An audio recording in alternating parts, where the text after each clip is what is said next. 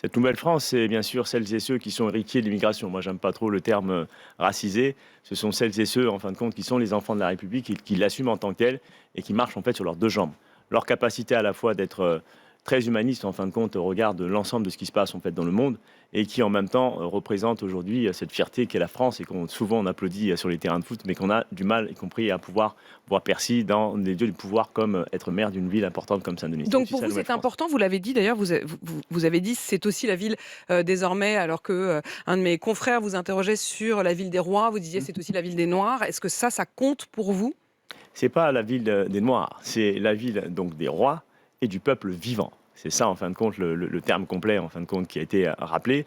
Et donc, du coup, c'est aussi, bien sûr, une diversité où il y a beaucoup de gens issus. Mais vous aimez pas le terme racisé? Il a été utilisé, Non, alors franchement, celui qui l'utilise le plus, c'est la France insoumise. oui, la France Insoumise l'utilise. Et donc, du coup, c'est pas parce que je suis membre de la France Insoumise, je suis fier de l'être d'ailleurs, que je suis forcément en adhésion totale, en fait, avec ce mot-là, parce que ça résonne différemment pour moi. Voilà, donc je préfère héritier de l'immigration, parce que pour moi, c'est un héritage et que j'assume en tant que tel.